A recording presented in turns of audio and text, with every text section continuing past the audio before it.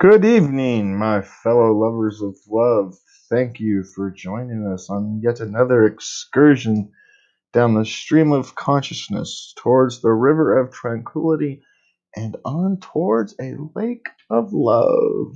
I love it. I love it. That was a good one. That That's was what I a get. good I one. shouldn't. Don't I you should know probably. you should take the quarter? No, I should. Yeah, I know. I should give myself a quarter back, but I should also maybe I should. I try to untangle my cord while I'm doing it more often. It just maybe. Okay, for those of you who are watching on the thing, you know what I'm at. For those of you on the podcast, I just my cable was all tied up. So anyway, this earlier this evening, I wasn't feeling very well, so I'm just kind of sitting back watching YouTube videos earlier this afternoon, trying to prepare for the show, trying to figure out how to kind of frame the start of the show. And so I was ended up watching a YouTube video about a guy who apparently earns a living making YouTube videos, flying around, reviewing airlines and airplanes and whatnot from around the world, What a fun job! which is kind of interesting. But the one I caught him watching was he went to the least used airport in the United States, some place called Alliance, Alaska. And of course, he gets there on a day where it's negative 30 degrees. And this is a small airport. The average is like, I forget if it was 6 or 8 people a day. So there's not like there's taxi services or bus services or anything like that. So when he flies into this thing, he's supposed to fly out the next day. He's not even sure how he's going to get to his hotel 5 miles into this town in the middle of freaking nowhere. But of course, it's a small town in the middle of Nebraska. And so what happens when he gets off? Someone on the plane has his brother-in-law or something was bringing his Polaris over to come. Polaris. It's a I don't know. It's kind of like a car but different. Um, Okay. and you can drive it on I the don't know what a well. You can drive it on the road, but it's also an off-road vehicle. It's kind of a multi. It's kind of like a four-wheeler with an actual body and thing on it. Anyway, it's a cool little thing. If you're in the middle of Nebraska, you know exactly what one is. So anyway, so he gets his Polaris. He just decides to give the guy a ride home, and of course, his brother-in-law or whatever happens to be the grandson of the person who owns the hotel the guy's staying at. Because because that's the way it goes. because that's the way it goes. And so he takes him to the hotel. So he drops off the somebody's sister at her house, and he drops off the guy at his house. Then he takes the guy to the hotel. Make sure, hey, do we have a way to get this guy back to the? He start asking the lady, is there a way to get this guy back to the airport in the morning? He's got a plane to get out of here, and then the snow's coming in. Are we gonna have a way to get him back? And so they say, well, someone from the airport will come get him. We'll call the airport. Oh my God. And so everybody's trying to make sure he's got a way. We got you here because it's 30 degrees outside. We can't leave you on your own. And so what ends up happening is later on in the afternoon, the owner of the hotel, it's a Comfort Inn, so it's like a franchise hotel, but it's just a Comfort Inn, just a regular inn in some nowhere town. It's got a McDonald's and an Arby's, and and a dollar store, but it's kind of it. It's got a little brewery apparently 7 miles away because the owner of the thing came in and said, "Hey, you're a YouTuber. Let's go drive you around town. We'll show you the site." Which, of course, doesn't take very long. Minus 30 degrees in a town in the middle in Alliance, Nebraska. That's what it's called. It's Alliance, Nebraska, some little town somewhere. And so as the next morning, the owner of the hotel gets up. It's still dark. Dark 30, right? And the owner of the town gets him up there, make sure he gets to the airport on time safely. And so he's the only guy who made it. There was 2 or 3 people flying out. He's the only guy that made it in time to get to the airport. The airplane, which he was amazed, is that this airplane had no problems taking off in minus whatever it was degrees weather. It's really impressive. And it must be the most comfortable airplane on the planet because they're staggered seats. And they're just a little dinky airplane. It's not like a 737 prop airplane, but they get to sit laying back. They got so much leg room you could literally lay down in these. Nice. But there's only 2 rows of seats. You get one seat here, and then you staggered it.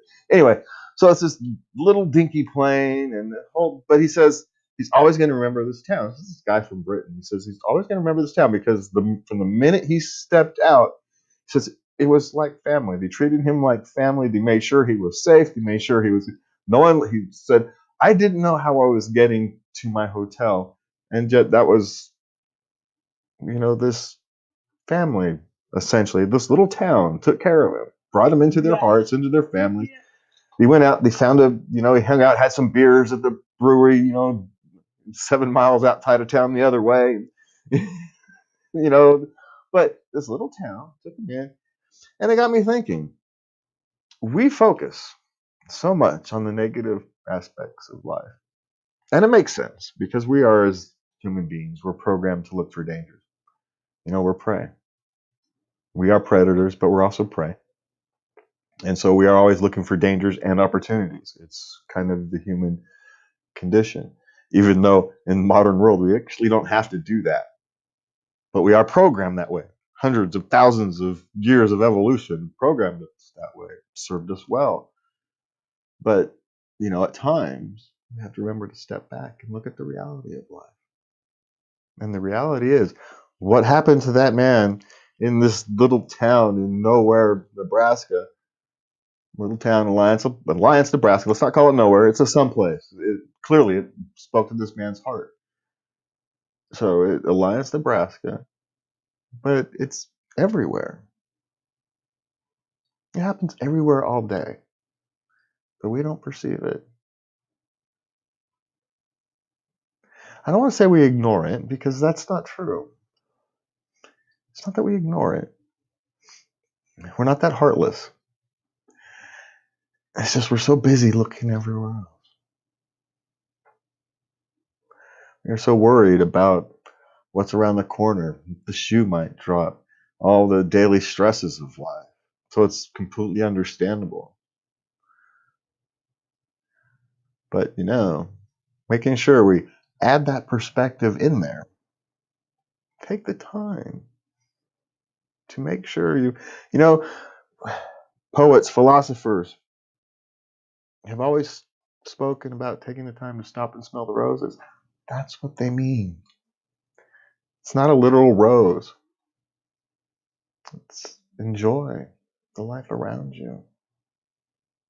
It's the little things that make life worth living.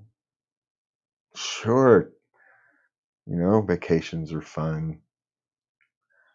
Big events are fun. But life is made from the little things. And I think that reality gets lost. And we need to do a better job in our own lives. Don't go pointing fingers. This is a mirror. This is an exercise for you in the mirror. This is for nobody else. To be more appreciative of the little things in life. Because those are the genuinely good things. That and the children's laughter.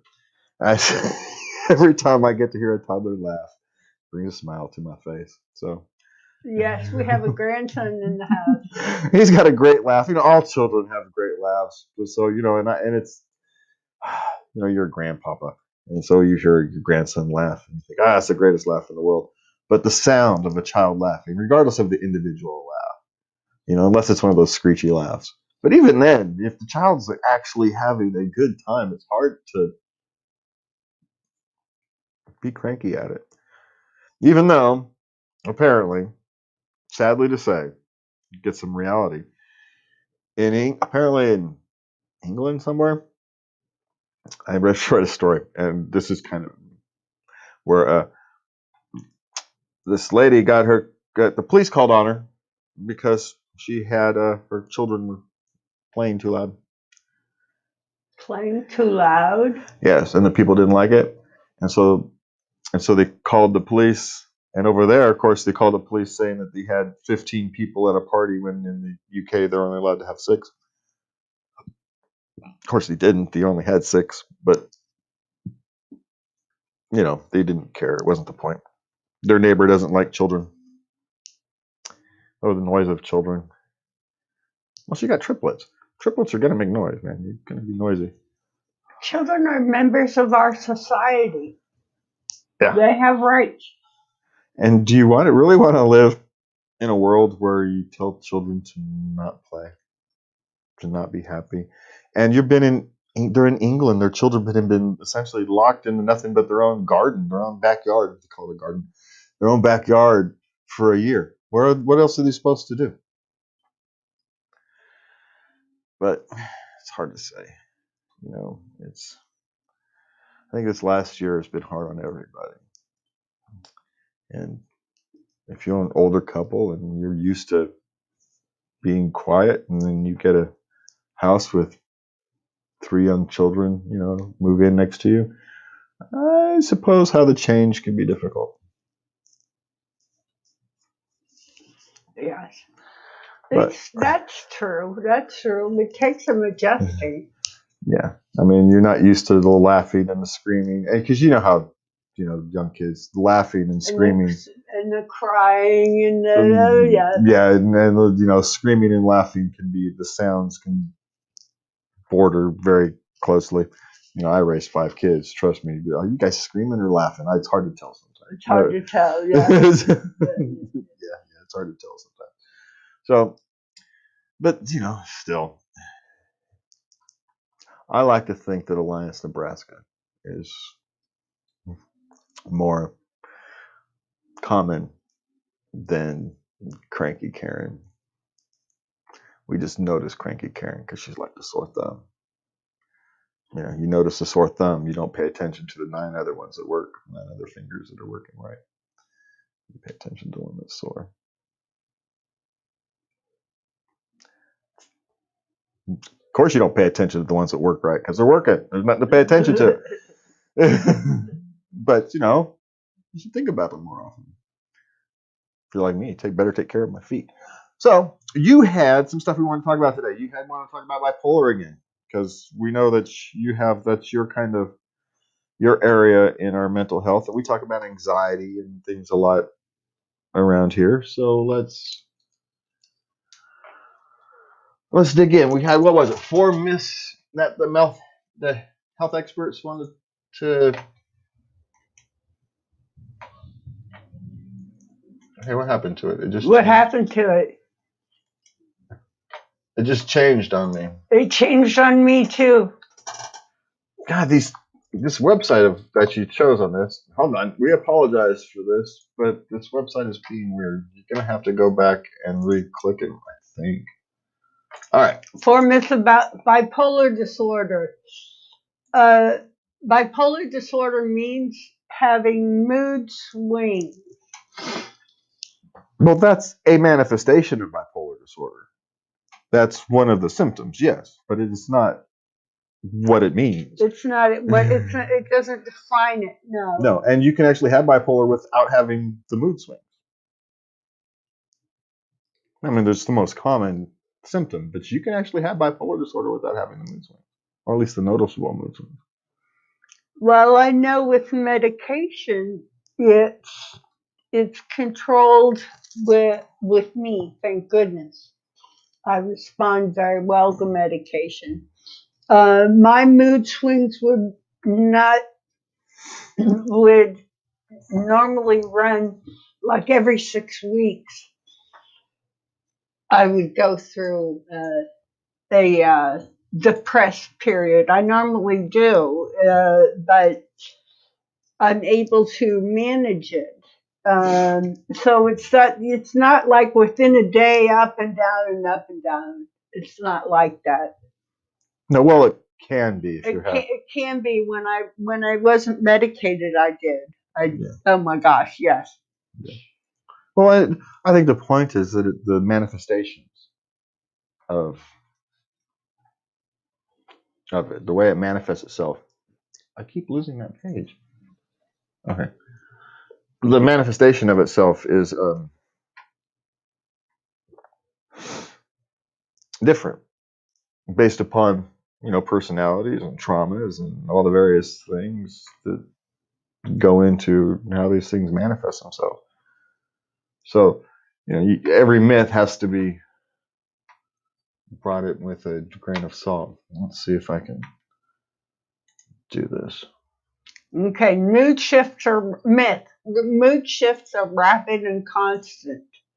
The highs and lows are more extreme than the average person, but they also last several days or weeks. Yes.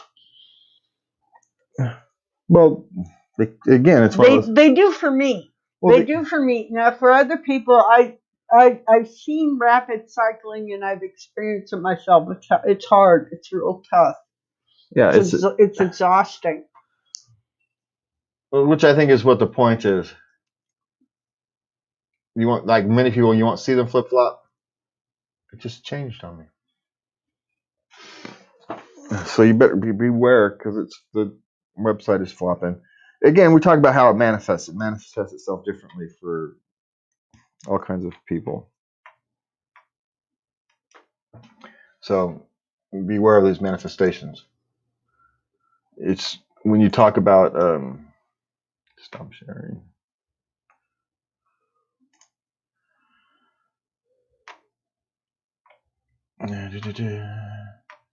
Okay, myth. The highs are really high and the lows are extremely low. Bipolar is like other conditions. It occurs across a spectrum from mild to severe. Yes. Yeah, and your different episodes can have different levels. One time you can have a relatively mild episode, and the next time it can be, the highs can be high and the lows can be low, or you can kind of bounce between what relative mediums, I suppose, if you want to use those terms. If you want to see, the problem is there's no good way to explain it. Even highs and lows aren't accurate. Right. It's just the best. It's just the best way to describe it we've come up with. It's, unless you've experienced it, it's hard to relate. Well, highs are manic. Yeah. Well, the next one we talk about manic. The mania is a euphoric mood. Mania is a myth. Mania is a euphoric mood. Okay. Well, I don't know about anybody else, but for me, that there is a euphoric mood. It's a stage, and it's short lived.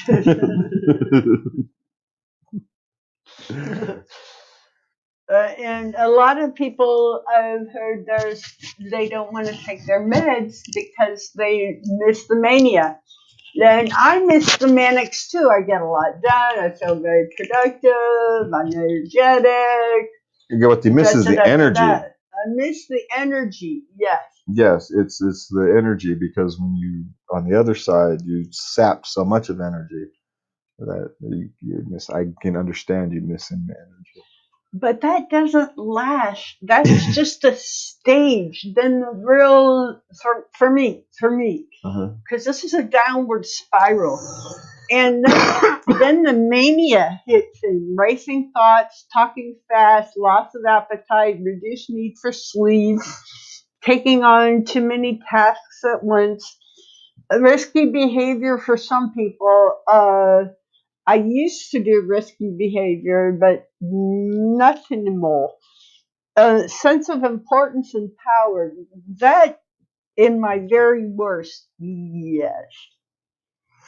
But that was right before a trip to the hospital. Because I have no power. Yeah, well, we all can't have our. Well, I think the takeaway from these things is that we have to be very careful when we make judgments, because the spectrum that we all live on is not how we perceive it, because we perceive based upon our own. And if we implant that perception upon everybody else, we're going to misunderstand what they're going through. And when you're talking about something like bipolar, unless even people who have bipolar can't really understand what somebody else who has bipolar is going through. They're just the people who can understand it the closest. It's so individual, just like any other disorder. So and for the rest of us, we have to be very careful to not simplify. I mean, there's a utility to simplification, for the masses. There is a utility for it. So it's not like it's out of a crassness. It's okay. So so you can quickly understand, so you can get a framework and you can continue with the conversation. continue the conversation, or Yes. it may not be something you particularly have to deal with. You just have to have a working knowledge that it exists. And so you don't need anything but a simplistic understanding. So if you come across it, you know where to start. You have a starting point. Because many people can go through their whole lives and not really have to interact with somebody who has bipolar disorder. And so that they know of. That they know of. And so all you really have to do is, hey, if someone I care about, I have to be aware enough that if it crosses my path, I'm not going to accidentally do damage. And a simplistic understanding can do that. But if you're trying to help someone you love, someone you care about, a family member, a friend, you're going to have a more sophisticated. What? Sophisticated what? Sophisticated understanding, sophisticated concept. Okay. Perception. Yes. Yeah. And you're going to have to understand that you're going to be wrong. But it's okay, because as long as you're trying to understand, it's one of those things. You're never going to get it right. Just keep trying. You'll be fine. Okay, so what do we have next? Oh, excuse me. My stomach is not doing well.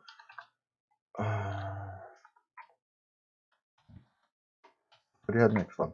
I accidentally closed my thing.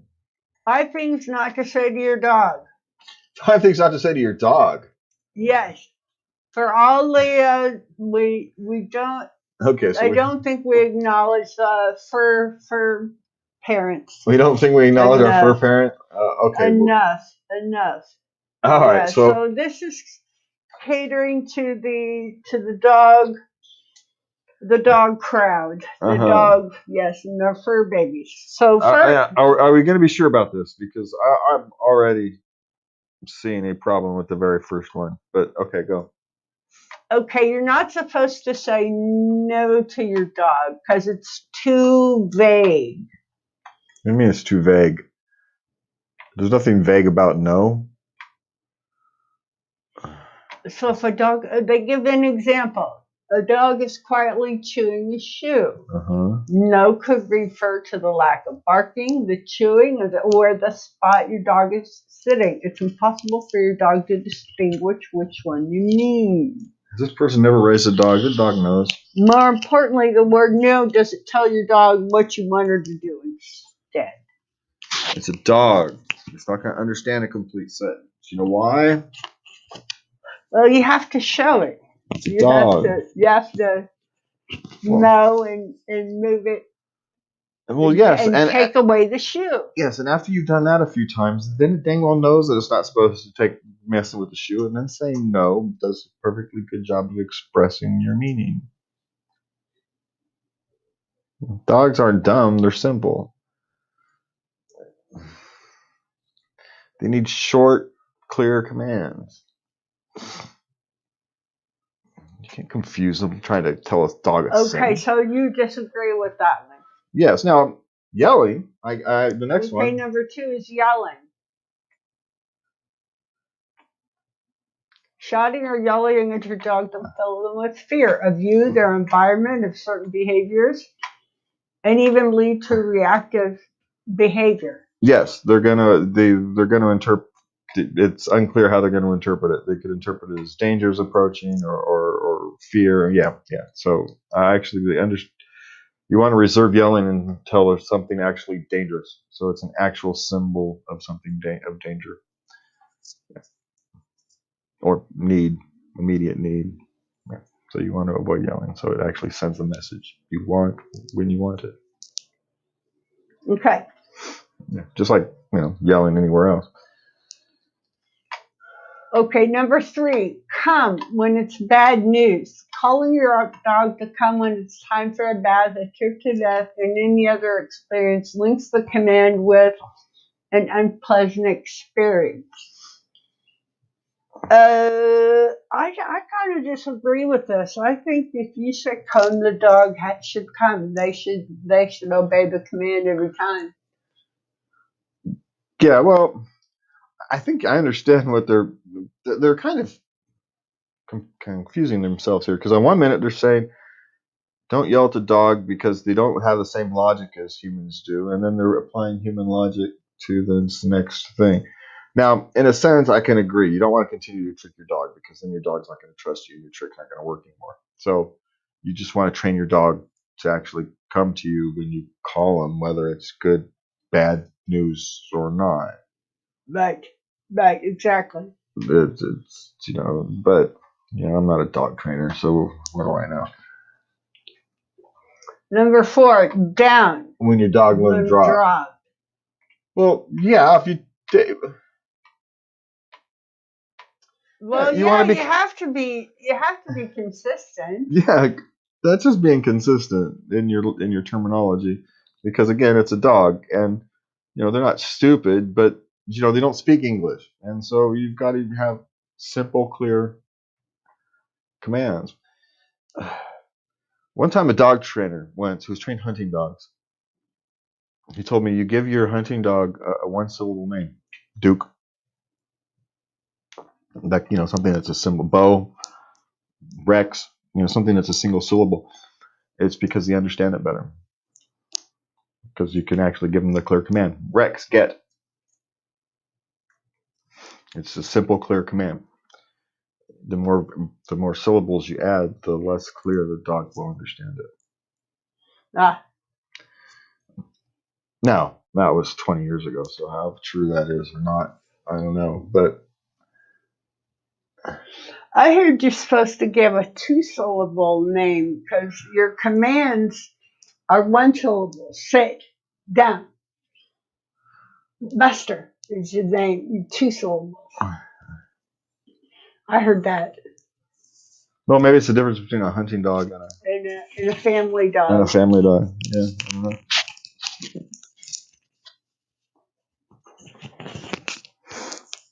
Okay. Number 5, nothing. Why it's problematic. Ignoring problem behavior is equally detrimental. I haven't worked with enough dogs with problem behavior to comment on this. I suppose it's not good to just continue to leave problem behavior, of course. But I also know a lot of people who have dogs and they've used trainers, very even short term, and they've had great results. Yeah, well, I think the important thing with raising your dog as a pet really is being consistent. Don't confuse it. If your dog isn't allowed to get on the couch, don't let him on the couch sometimes. You have to be consistent. Like anything, be consistent and you'll be all right. But yeah, you can't let them chew your couch apart and then not actually do anything about it. Otherwise, they'll think it's okay to chew your couch apart. Yeah. So not doing anything is not an option. It's a dog. It's your dog. You're obligated to make it civilized, to domesticate it.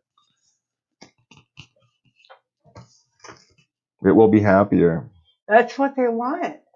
Well, it's not necessarily that they want, but they live in a domesticated world. If they're not domesticated, they're not going to have a happy life. They want to please. They want to be in a pack. Yes, They want a hierarchy. but for a dog, in order to be successful in the modern world, you have to be domesticated. You just do. It's the only way they're going to survive happily in the modern world. And so it's your duty. It's your dog. You've taken on that responsibility to do that, which is why we don't have one.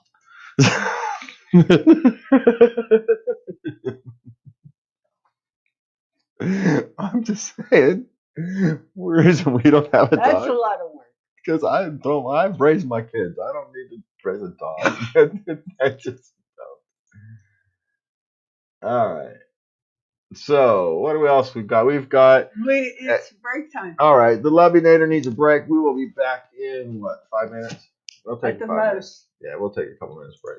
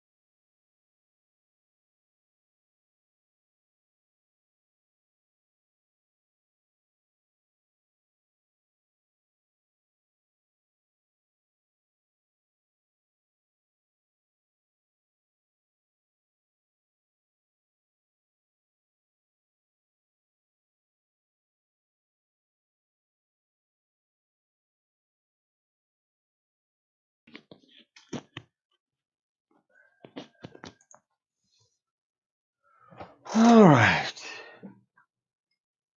All right. We are back to ride the rapids of love on to the end of this journey tonight. I'm quickly running out of energy. Anyway, to give us our bit of advertisement, if you would like to send a Dear Lubby letter to Lubby over there, she'd love to hear from you. I would. Send it to love@latenightLove.us. You can send us a voice message at Anchor FM/Late Night Love. And do us a favor, like, share, subscribe, do all those good things that social media likes to do. We would greatly appreciate it. All right, so we're gonna move on. Stop telling your kids to be careful. That's the name of the article. Yes, that's what counselors want. How did you post this thing? Because you can't stand to not tell everybody on the planet to be careful. Well, I'm taking this to heart with my grandchildren. Especially your grandson. Just want to point that out. You know, that young man. He's a very sweet young man. He knows my little picadillos, and he caters to them. He's so dang sweet. Yes, I know. Be nicer to him. I mean, you're plenty nice to him. Don't get me wrong. For me, it has to do with safety. So yeah, I do say be careful. Yeah. So what you're supposed to say instead is, remember that sticks are sharp. Your sister is standing right next to you. Rocks are heavy. These rocks are slippery. The glass is filled with the top. Well, see, here's the thing. Having raised 5 kids, they have a point. And it's like always, whenever you write these kind of articles, you have to be overly simplistic. And so the point isn't necessarily to not say be careful. It's, hey, be careful. These rocks are, be careful as you cross that stream. Those rocks are slippery. You can slip. Pay attention. Mind your P's and Q's. You don't tell them not to do it. You give them guidance on how to do it safely. Yeah, and they also learn their lessons the hard way sometimes. My son Michael, he used to jump off the roof until he landed wrong once and kneed himself in the face. He stopped doing that. So, this. Jumping off the roof. Well, they're boys. They're teenage boys. We live on a 1-story house. It's not that far of a jump, to be honest. They're practicing rolling, jumping, landing, and rolling. They're practicing landing. It's typical boy behavior. It just is. I'm flabbergasted. Every boy on the planet has done something similar. See how far you can jump. See if you can practice rolling. It's what we do. And yeah, and he just landed wrong once and kneed himself in the face. Didn't actually hurt himself. Except kneeing yourself in the face fundamentally hurts, but no long-term damage. There was no trips to the hospital. I didn't even notice it until I noticed the hole in the yard from the knee from the other before he landed wrong. He left a big divot in the yard because the ground was wet. So he made a big, huge divot. So where the hell did this come from? Yeah. Found out that he came from him landing wrong and kneeing himself in the face, which I found hilarious. So, well, because he wasn't hurt. If he'd come in with his nose on the side, it would have been a different story. But he clearly learned his lesson without any actual damage. So, I broke my nose when I was a kid playing football. It's not the end of the world. Jeez, these things hurt. These things happen. But you can't have kids go through life being afraid of everything. As someone who went through life being afraid of everything, it's a terrible place, a terrible way to live. And you don't want to install it. Teach them how to navigate the dangers. Don't teach them to be afraid of them. Well, I think that is the crux of this article, what counselors are saying. Yeah. Yeah, it's instilling fear. Yeah, it's the way articles like this are titled and initially written. It's kind of clickbaity because that's the world we live in. But overall, yes, you want to be careful. You want to try to using your hands. Sticks, rocks need space. So if you actually get to the end of the article, let's see if I can show this. You're supposed to say, notice how these rocks are slippy, for example.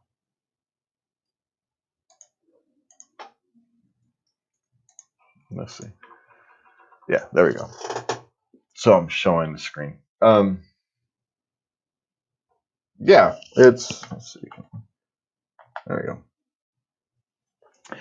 But see, I think you can actually add, hey, be careful, and remember that sticks are sharp. I think you can actually still say be careful. I just don't want people to get over encompassing about. Don't over police your own language. Is I think is my point. Okay. You want to have your conversations want to be natural. You don't want your kids to think you're manipulating them. And if you're having unnatural life, if your language is unnatural, if you're manipulating, over managing your own languages, your kids will know. You'll be talking differently than they're used to. They're gonna know this. And so it's okay to sit here and say, hey, be careful. You notice how these rocks are slippery? You want to be careful as you cross. Make sure your balance stays. Make sure you don't hit that thing unbalanced. Right. Go slow. So make sure that rock is stable. It's not. I like the third one. What's your plan if you climb up that tree? Because you're asking a question. You're not imposing anything on them. Yeah, but boys don't have plans. They just want to climb the tree. And so you're asking them a question they can't answer. And so that's a question I never asked. Now, how you planning on getting down might be a question I might ask. Now, why are you climbing up the tree? You're climbing up the tree just because you feel like climbing up the tree. I get that. How are you going to get down from there? I'm going to jump. You sure about that? Right. It's a little hard in the house. That's the question I might be asked. How do you plan on getting down? How do you plan on getting out of that situation? Not because if you ask them what their plan is, then you're questioning their desire. Well, I think, okay, how are you getting out of it? Knock yourself out, climb a tree. Boy, you want to climb trees. I understand. Just it's why do you want to climb that tree? Because it's there. Why do you want to climb that mountain? Because it's there. Well, that's the next one on the list. How will you get down? Yeah. Well, just skip the first one and it's how do you get down. And of course, now they're getting overly complicated because you can't do all of that. Pick one or two. Can you see the end of the path? That's a good one. Can you see? Yeah, but you can only do one or two of those because otherwise you're going to annoy the living bejeebers out of them. Can you hear the rushing water? Yeah, but that's just as bad. If you have a constant running dialogue about every potential danger, that's just as bad as saying, be careful, be careful, be careful, be careful. Try using your hands, feet, arms, or legs. Okay, that's a suggestion. Sticks, rocks, babies need space. Do you have enough space? Can you go somewhere with more space? Ooh, take your time. And the ever popular, I'm here if you need me. That shows confidence. Hey, the one you want to know what the dad's ever popular one. Don't come crying to me. I told you not to do it.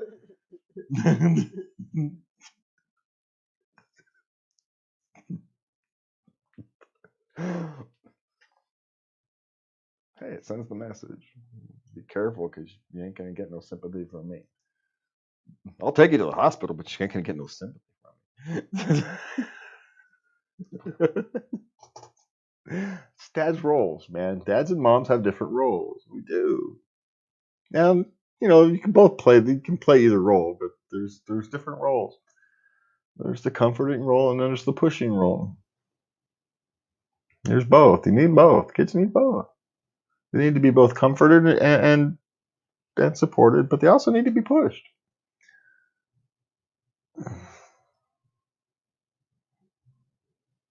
They need to be reminded that when they're an adult, the world is a cold, cruel place. And you better be prepared.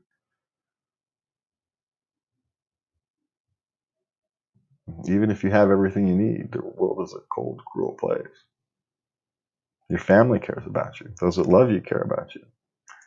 And Alliance, Nebraska cares about you. But the rest of the world are busy with their own lives. It's not that they hate you. They're just busy with their own lives. It's not that they don't care about you. It's that they don't know you and they're busy with their own lives. It's not necessarily, cruel is probably the wrong word. It's a cold place because everybody's busy.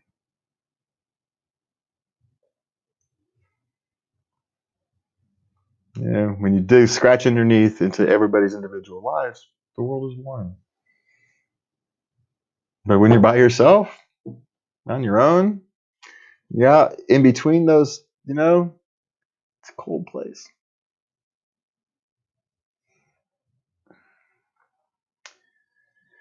You got to be prepared for it. Otherwise, look out today. Look at all these kids who don't understand. Walking the streets. They're kind of lost because my kids don't have this problem. Your kids don't have this problem. We taught them about the cold, cruel world. But how many kids out there went to college, got insane deep in debt because they didn't realize that, once you're out of that college environment, it's a cold, cruel world. It is a protected environment. I love being in college. College, those kids in college don't understand how good they have it. And then, so I understand when they get out and they get smacked with the world, the realities of the world, it's a shock. And we didn't prepare them very well as a society. We didn't prepare them for that shock. It's a failure of the education system, but it's a failure of society at large as well.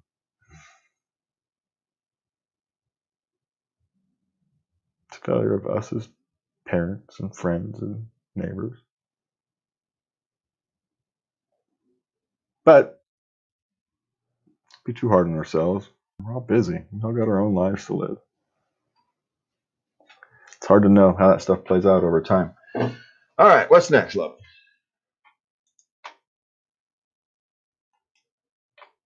No, we did the dog one. Hold on. We can talk about the dangers of not treating bipolar disorder. It's on my screen. It's not one that was on our list, but it's something you're.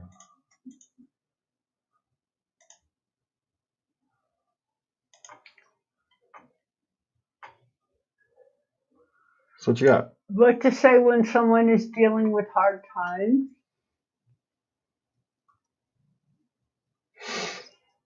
Battling disease. I'm here for you. Hey, let's talk about this common myth of mental health. Okay. Busting 5 mental health myths. You aren't trying hard enough. That is often a myth that people see because it's hard to know. It's hard to see when people are trying. It's hard to know. How do you see what the mental work? How do you see other people's mental work? You don't.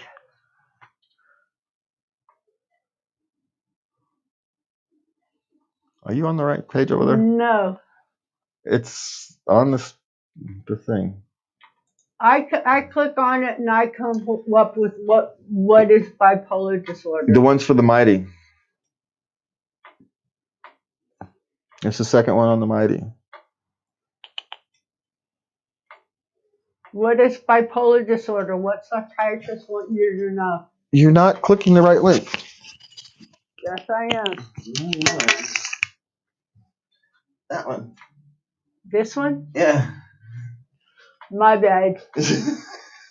I'm sitting here watching you click the wrong link. Sorry. Anyway. Okay.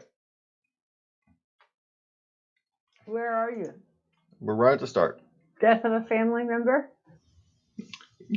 Where are you? It's the 5 mental health myths. No, I have what to say when someone is dealing with hard times. What? Oh, I clicked the wrong link that time. Ha! There we go. Oh. I hit the wrong button on that You one. simply aren't trying hard enough, guys. Yeah, we simply aren't trying hard enough. What? Why would you say that to someone? Well, it's not even necessarily you say it. It's a myth. It's a mental health myth. It's a mental health myth. Okay, They're not saying what people say. They're saying what people might think. And there's a lot of people who think that you're not trying. You're trying hard enough to overcome. I get you. Yeah. Well, people who don't understand something like anxiety disorder, we'll take an easy one because anxiety disorder, that 19% of the people currently out in the United States have an anxiety disorder of some form. And if you don't have one, you've never experienced it on an ongoing basis. I mean, everybody's had an anxiety event. You know, you've got a big speech to give and you're kind of unprepared. You get the sweats and you kind of go through that. But what you don't do is you don't go through that every day. When you have to go buy a hamburger at the same hamburger, at this hamburger joint you've gone through every day for the last 5 years. It's, there's a difference. And people think that, oh, well, if you wanted to get over that kind of thing, you could just do it. Because that's how they've experienced things in their lives. When they have a challenge, when they've had anxiety, they just, they reframe it and they plow through it and they're fine at the other end. They don't understand the long-term consequences. And it happens with all kinds of mental illnesses. They don't understand that there's a difference. These things are called disorders because they don't make sense. And so people who haven't experienced them don't understand that part of it. And so they think, well, if you haven't gotten through it by now, it's been 5 years. I've been going to therapy for what, 10, 15 years, 15 years.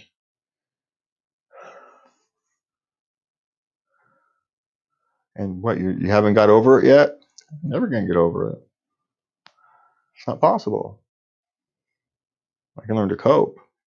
I can be stronger against it. But get over it? It's not going to happen. Medications are not the answer. Well, they're not always the answer. But there is no magic pill. I'm sorry.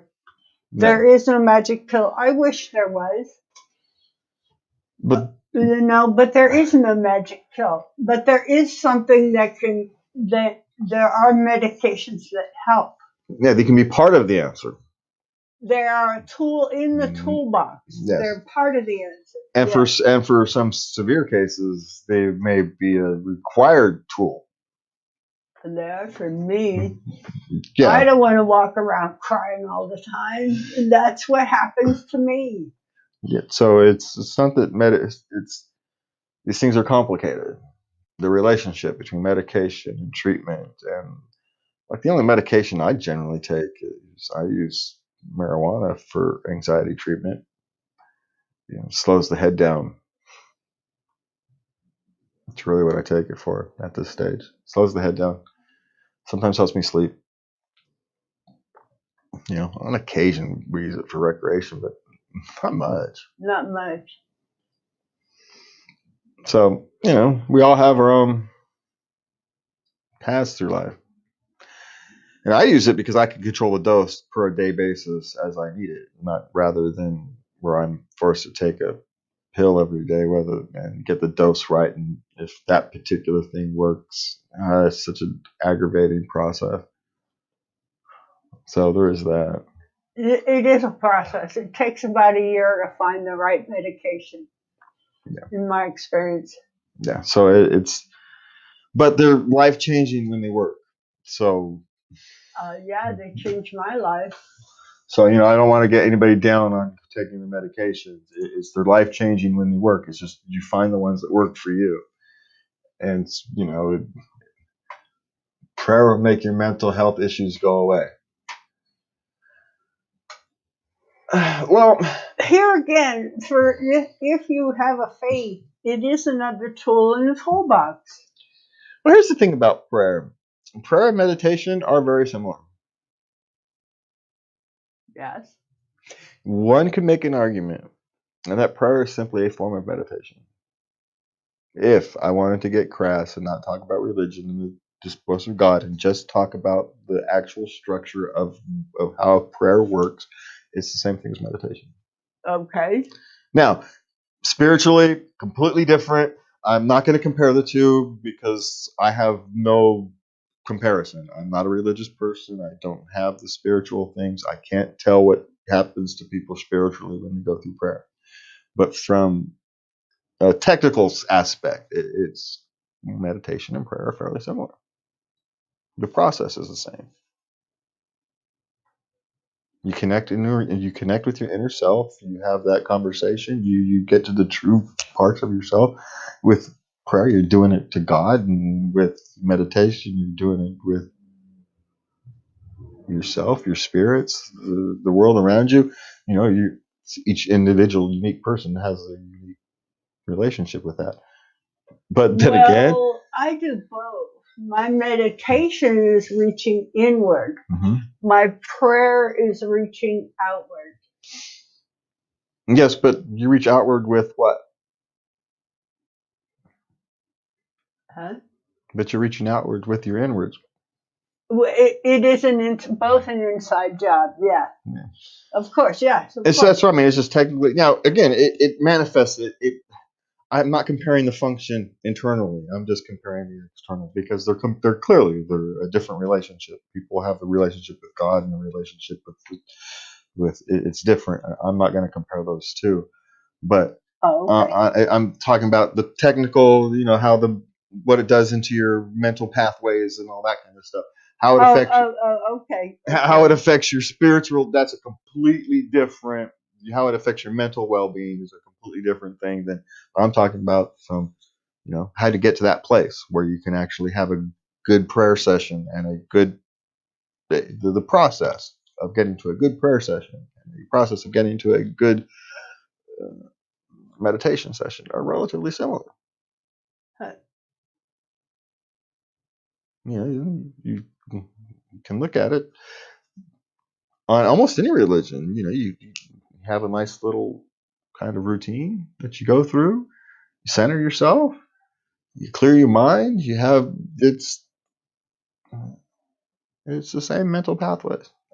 Different, and I'm not comparing past that. I'm just saying getting to the point where you can have that conversation is often similar. Got you. Mental health conditions are not that serious. Well, let me tell you this. Your mental health can affect your physical health.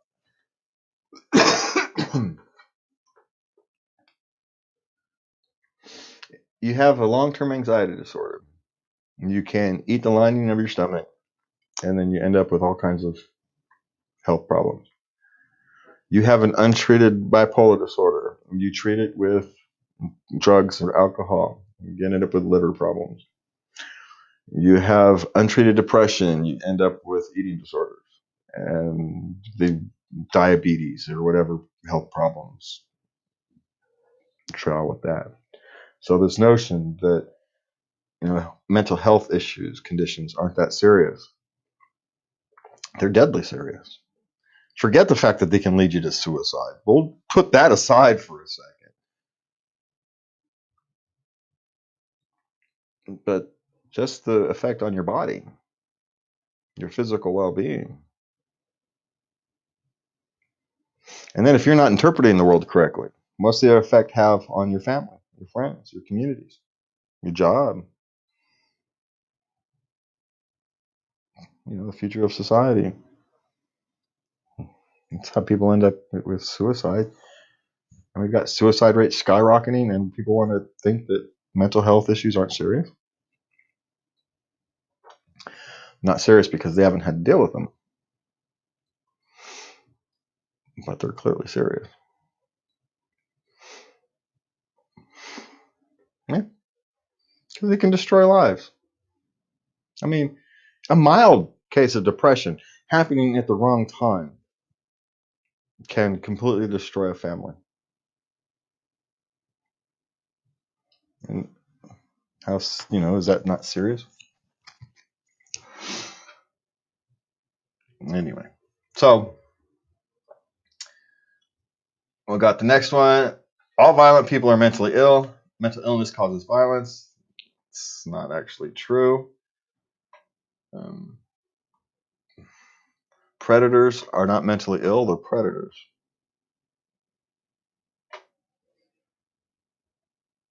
It's clear.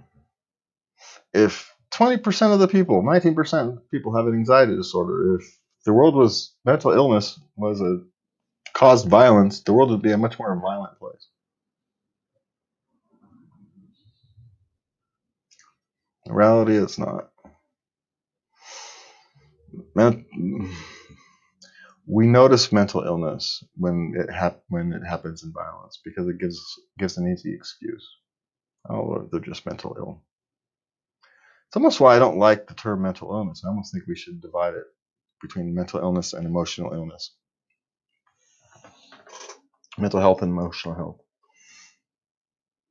Because the spectrum is so large that catching someone with a treatable depression or treatable anxiety or treatable bipolar and someone with severe schizophrenia, those are two vastly different things. Yes.